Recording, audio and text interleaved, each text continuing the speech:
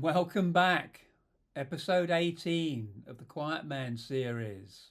I'm laughing, but really it's gallows humour because this point, this chapter, this episode, it's fundamentally when my life changes. It's seismic, it's tectonic stuff. Everything shifts based on this chapter. Chapter 17 was about the threads coming together. I was at a bit of a crossroads. And so there I am, an Englishman in LA, working for York International, starting to question what I was doing with my life. And I thought to myself, what if I joined Dale Carnegie? I went along to talk to the chap that ran the franchise in that part of California, a man called John Nethery. He took me for lunch at Bacon Broil on Atlantic Avenue, just down from Signal Hill. Over lunch, I said, do you have any opportunities? He said, we certainly do. And I said, well, what's the package? He said, there is no package, straight commission. You sell, you earn.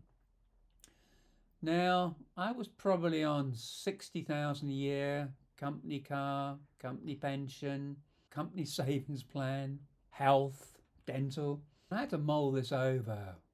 Would I give all that up to go straight commission selling for Dale Carnegie?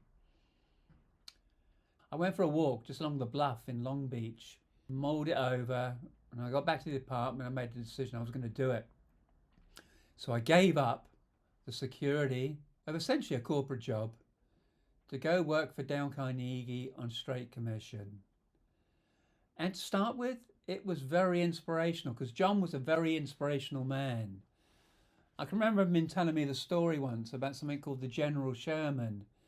The General Sherman is this sequoia tree up in Northern California, 2005 years old. If you put 17 people fingertip to fingertip around it, that would be the circumference of this tree. There was enough wood to build 42-story houses. But he turned around and he said the seed for that sequoia is minute. And it weighs 1/16 of an ounce. And he said to us in a sales meeting, are you telling me that that tree's got more potential than you or you or you? And I just went, whoa, we do. We all have infinite potential if we focus, if we put our mind to it. Another thing he said to us in a sales meeting once, he said, everybody's searching for the pot of gold. Everybody thinks it's there over the horizon, at the end of the rainbow. Everybody's out there searching for the pot of gold. And he stood up and looked at us all. He said, you're all sitting on it right now. It's there. You're sitting on it. And then the other thing I remember was he turned around. He had two area managers, Nate and Tom. And John, Nate and Tom just got up one day and said to us, there are about 7 associates in his organisation. He just turned around to us and said, get a message to Garcia. And walked out. Now, there wasn't an internet in those days, and it was like, what on earth are you talking about? But I actually solved the puzzle. And if you want to know what the answer to the puzzle, get a message to Garcia is, it's in one of the appendices in the book. So, there I am in California, selling for Dale Carnegie, learning how to become a Dale Carnegie instructor. The engineer was working in the field of personal development and team development. The only way you got clients was you knocked on doors, you got on the phone. It was hardcore. Now, Long Beach is a hub and a hive of aerospace and defense. And one of the companies out there was Rockwell. And Nate had just been to Rockwell and he said, you won't believe what I just saw. And we looked at him and he said, I've just met Hal. Now, those that like science fiction will know that Hal was the AI in 2001. And Nate had met Hal in 1990. Now, that is over 30 years ago. Something else that's gone astronomical is a chap called Tony Robbins. One of the associates in the Dale Carnegie group in Long Beach was Joanna, and she went to school with Tony Robbins. She said he was big, He was loud and he was a bit of an oddball, but Tony Robbins was really starting to make waves in the area of personal development.